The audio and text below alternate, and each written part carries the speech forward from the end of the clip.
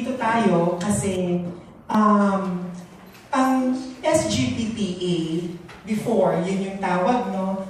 Or Student Grant in Aid Program for Poverty Alleviation, ay isang programa na tumugon doon sa hindi namin kayang ibigay noon. Ano ba ito? Kasi kung natatandaan natin ang Pantawid Pamilyang Pilipino program, ang kinikater nito ay edad na 0 to 14 years old. No?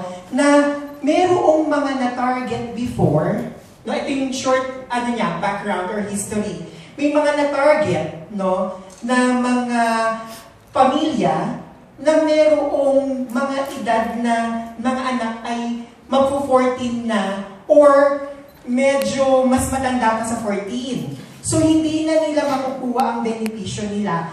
At meron doon sa mga pamilya na yun na gusto pang mag-college. No?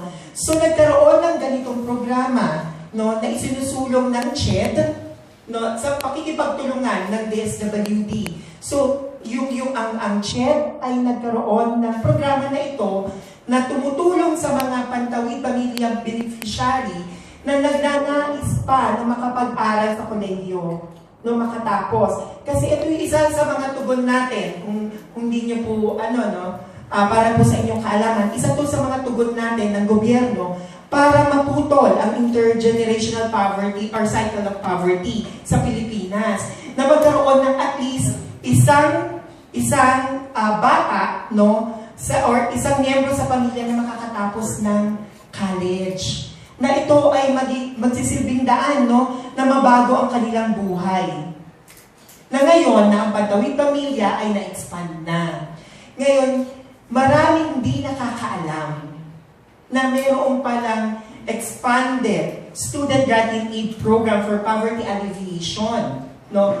Ito po, mga mahal namin, no, kaibigan naming media, ito po ay isa sa mga programa na sinusulong ng Department of Social Welfare and Development, no, na makatutulong sa amin, no, sa ating bansa, na magkaroon ng katugunan sa kahirapan. No, nag-i-invest tayo sa human capital.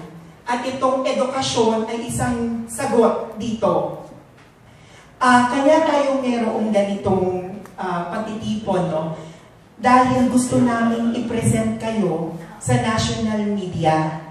Maraming hindi nakakaalam na may ganitong programa ang gobyerno natin na tumutulong sa mga estudyante, no, na nagnanais makatapos pero hindi kaya financially, no.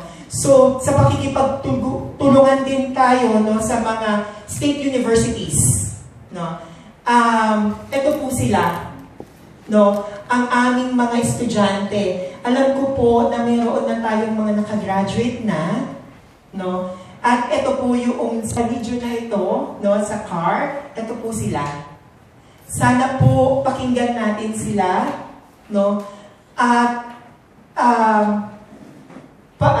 i-digest, no, ang kanilang sasabihin sa inyo. Kasi ang gusto po namin ay direkta na marinig ninyo kung anong benepisyo na meron or nakukuha nila dito sa programang ito. The best person to advocate the program are the beneficiaries. So I want you to listen to them. Kasi mas lalalim po ang pagkakaintindi nyo sa programa ng gobyerno pag narinig nyo po sila. Maraming salamat po.